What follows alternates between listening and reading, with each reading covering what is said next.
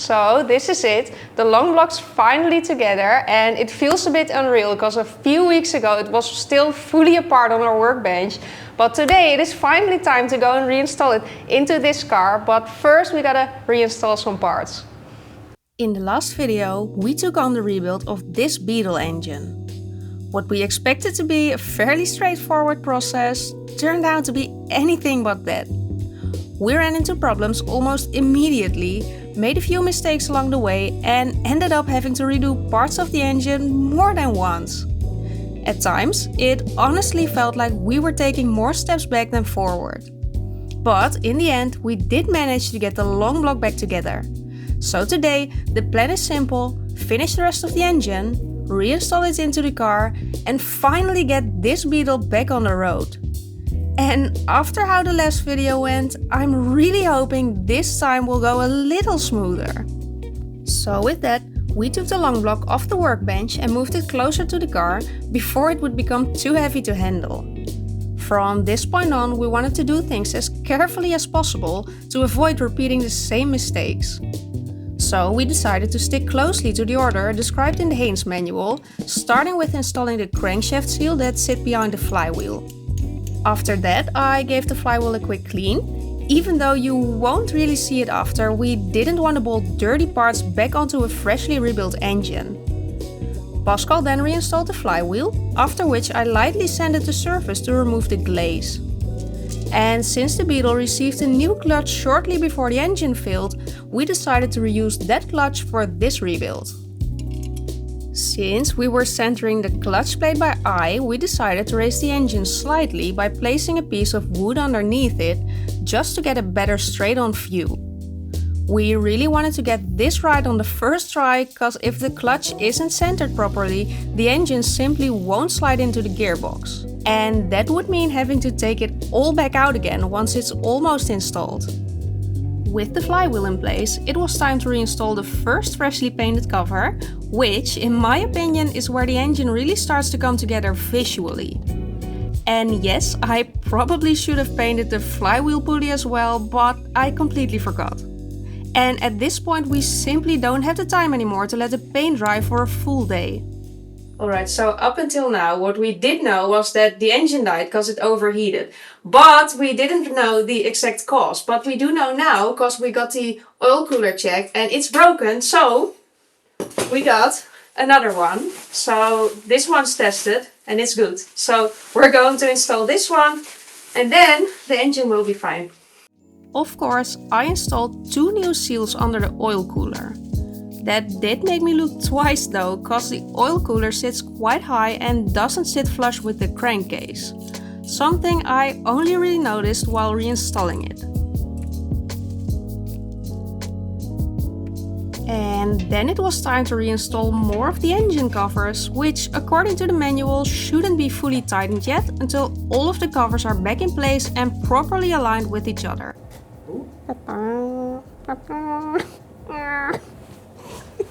The same goes for the intake manifold, which can only be fully tightened once the exhaust and heater pipes are installed as well. And I have to admit that did stress me out a bit, cause I usually like to tighten everything down right away just to make sure I don't forget anything. But in this case we had to trust the process a bit more and keep track of what still needed to be torqued later. After installing the intake manifold, we went ahead and put the heater pipes back in place. And yes, this is where we made our first mistake of the day, even though we had the manual right there. Cause, as it turns out, we installed them the wrong way around. When we took a closer look, we also noticed the intake manifold wasn't sitting quite right. So we removed it again, only to find there was still an old gasket stuck in the cylinder head that we had completely overlooked.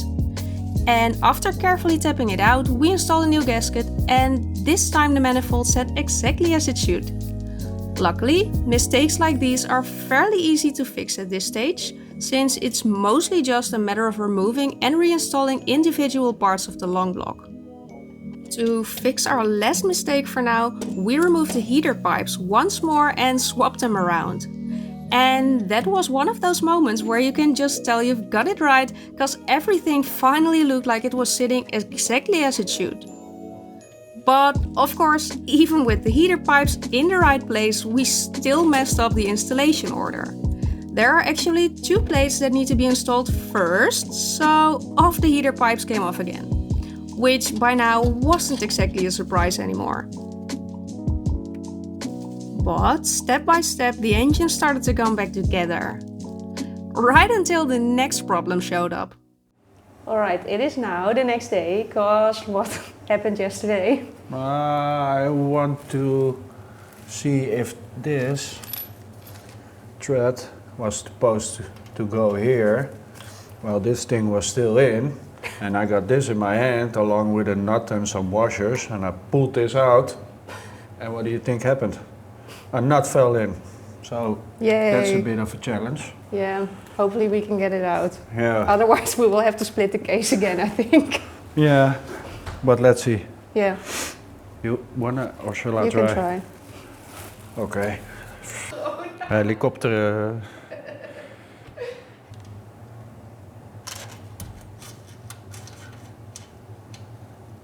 Yeah, you got it.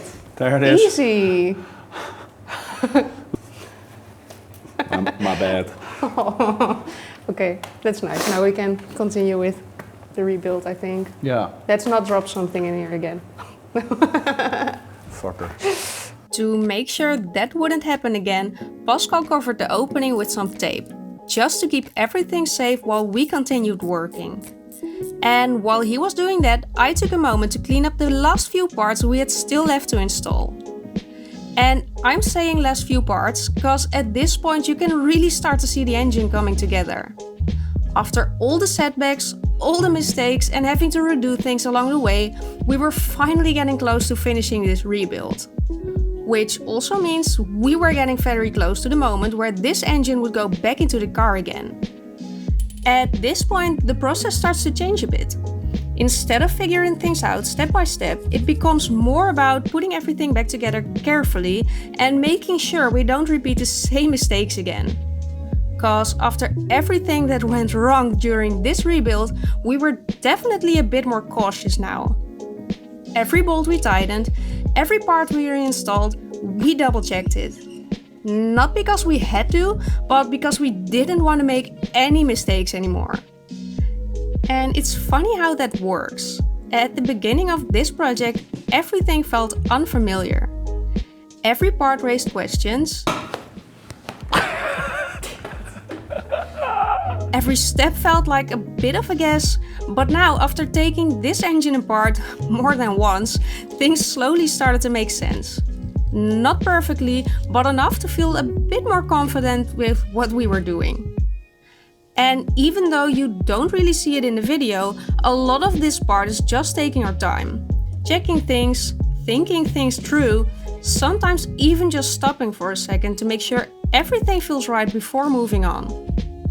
Because at the end of the day, this isn't just about getting this engine back together, it's about getting it back together properly. And I think that's also the point where this project really starts to shift. It's no longer just about fixing something that's broken, but also about understanding what you're actually doing. And that makes a big difference. Because once you start to understand it, the engine doesn't feel like this complicated, intimidating thing anymore. It starts to feel manageable. Like something you can actually take apart, rebuild, and trust again. And that's also the moment where it starts to feel real again, because once this engine is complete, there's only one place left for it to go.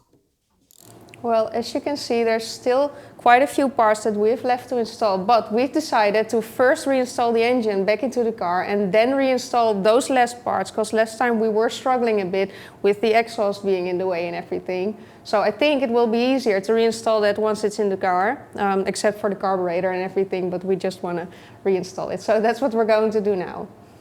If you've seen the first video of this series, you will know that the engine came out from underneath the car. So to reinstall it, we had to get it back up on jack stands again. The car needs to sit pretty high for the engine to fit underneath, so Pascal carefully raised it step by step, a little on each side. He also removed the wheel, cause when we took the engine out, we couldn't pull it straight out from underneath. Instead, we had to guide it through the wheel arch to get that bit of extra room. Look at the date on the tire. Production date is the 2nd of April 2005. 21-year-old tire. To get the engine back under the car, we first placed it on a car jack so we could carefully roll it into position. We then just had to attempt to push it in place straight, but of course, just like last time, that didn't fit. So we had to turn the whole setup again and guide it in through the wheel arch. And even though getting the engine back under the car went a lot smoother than taking it out, we still started to feel a bit stressed halfway through. So we decided to take a step back and sort out all the remaining parts first.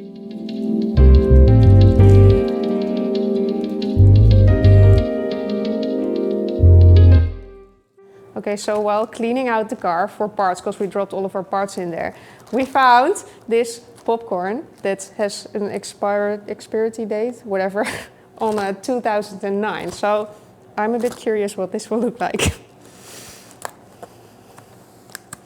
Ooh, let's unbox it. Well, it feels nasty already. How does it feel, like the packaging? It feels all swollen and stuff. You want to taste it? Yes. This looks old school. You gotta taste it though. We have a microwave in there. What's in there? Can I open it? No, you shouldn't. Smell this. Oh, like old papers. Okay. Nah, can't do this. Ew, what's it? No. Ew.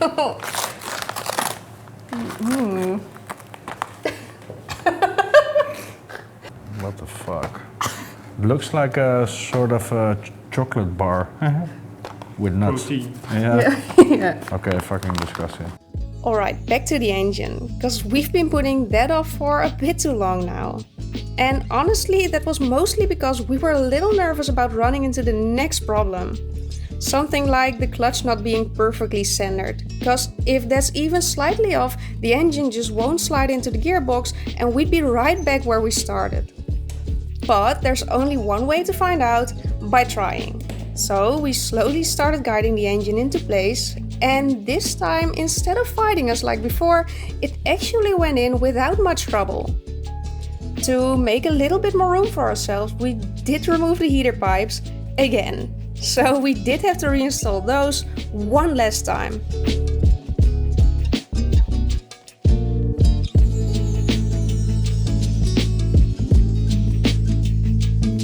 After that, it was only a matter of bolting the last few parts back in place.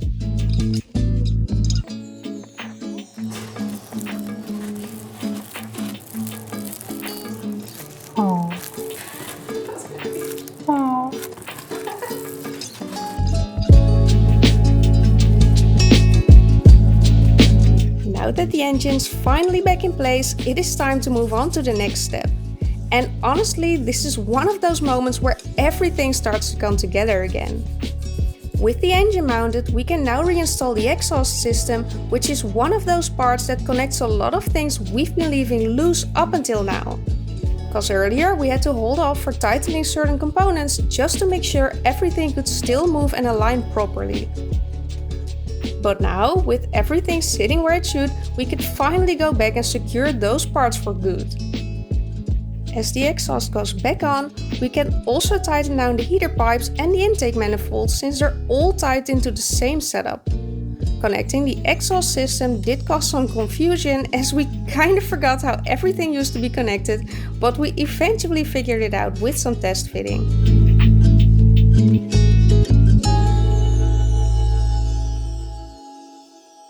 With the exhaust back in place, everything underneath the car is finally connected again, which meant we could lower it back onto the ground. That was a bit of a letdown because even on its wheels it was still sitting as high as a monster truck. Now onto the last few parts we still had left to install, like the carburetor. We didn't have a proper gasket for it, so we had to use some liquid gasket as an alternative. While cleaning out the car, we also came across this weird looking strap which reminded us that we hadn't properly secured the alternator to its bracket yet.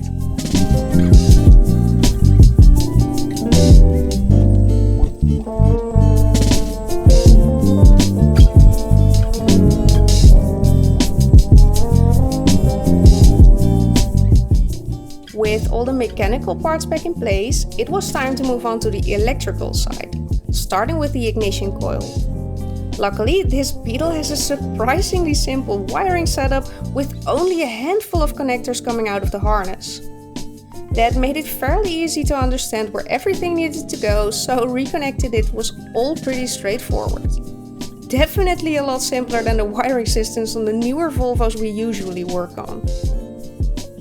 During the disassembly, we noticed that all of the fuel lines were old and pretty brittle, so we decided to replace those right away.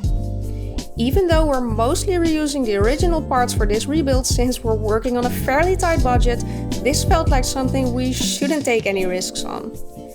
And with the fuel system now complete, the last thing left to reconnect to the carburetor was the throttle cable. Maybe even more important not to forget is of course some fresh oil. And we're using Kroon Oil Classic as this was recommended to us.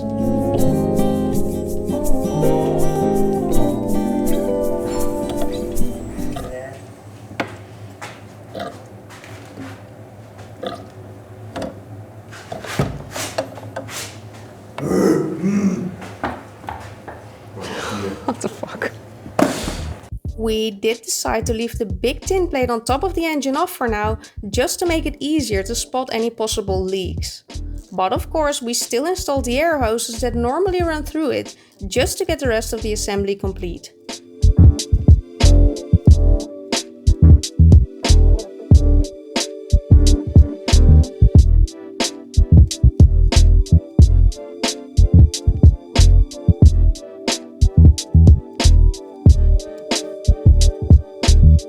Since we are really hoping to start the car today, we figured it would be a good idea to give it some fresh fuel.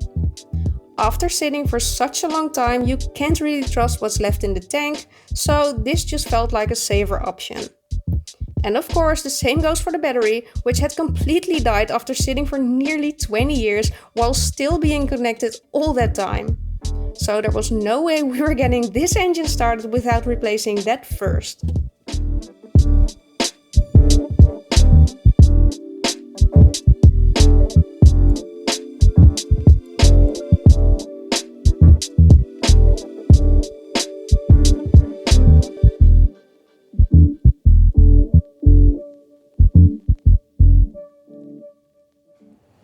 Alright, so we just connected the battery and then all of a sudden we smelled a burning smell and the alternator turned all hot. So we just disconnected the battery again and now we're trying to find what's the problem, but we don't know that much about wiring, so this will be a bit of a struggle, but I hope we can find something because this is the next problem in this project.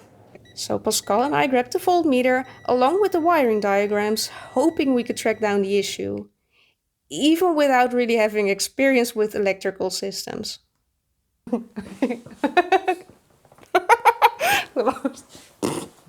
Okay, so we've been here yesterday till 1 AM or something, and of course Pascal and I couldn't find anything because, like I said, we don't know that much about wiring. So today I got my dad here for the rescue because he's an electrician and he knows how wiring diagrams work. So hopefully we can now find the problem and maybe even fix it. So let's give it a go. I have all faith in it. Yeah. Now this is where I'm really glad my dad's here, because even though he doesn't usually work on cars, he knows everything about wiring and he's already helped me fix plenty of electrical issues in the past.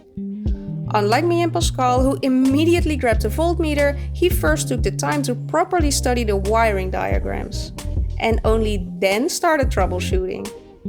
Pascal and I tried to help where we could, and in return he explained everything step by step along the way, so we could hopefully figure this out ourselves next time.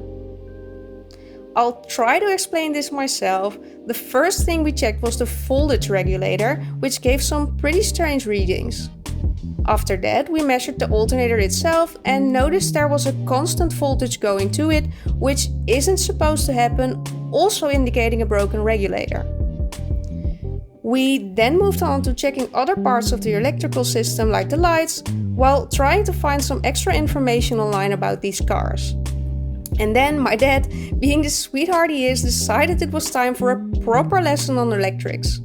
He even drew it out on the wall, so every time we would walk into this garage, we would be reminded of it. And hopefully we won't forget it again. Okay, we think the alternator's the problem, so we just disconnected it, and we do want to try and crank up the car, but we also disconnected the ignition because we don't want it to start right away and we wanted to build up some oil pressure first. So we're going to give this a go and hopefully we can crank the engine.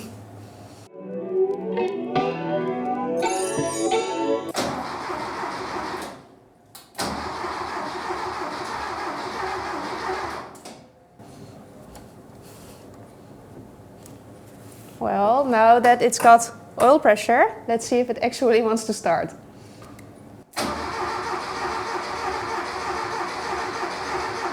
And unfortunately, just like so many things along the way, this wasn't going to be the moment either.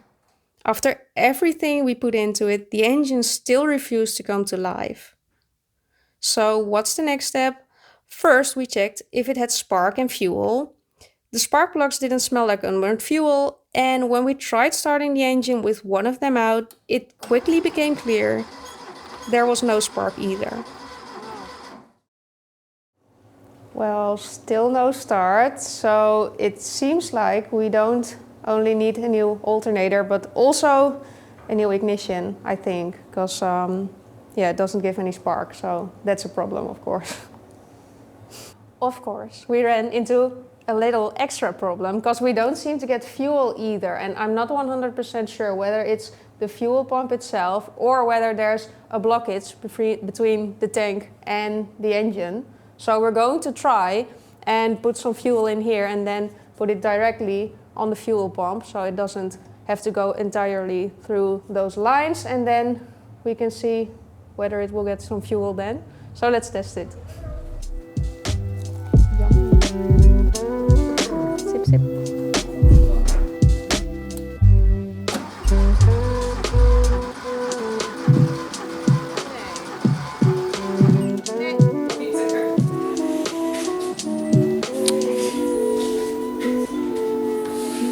Okay, even with this short fuel line directly into the fuel, it still doesn't pump. So we're going to get another fuel pump too, but luckily that's only 19 euros, so that's not too bad. So that's another problem that we found. So I have to get a lot of new parts. So for now, it looks like we might be needing a new voltage regulator, fuel pump and ignition coil, or at least that's what we think we found so far. As you know, this is our first time working on a car like this, so whether replacing those parts will actually get the engine to start is still a bit of a mystery. And I think that's kind of the reality of a project like this. You make progress, you solve one problem, and then the next one shows up. I also know a lot of you have experience with these cars, so if you have any tips or ideas on what we should check next, feel free to let me know in the comments. For now, thank you so much for watching, and hopefully next time I will be able to show you a more positive ending. So don't forget to subscribe if you want to see how this story continues.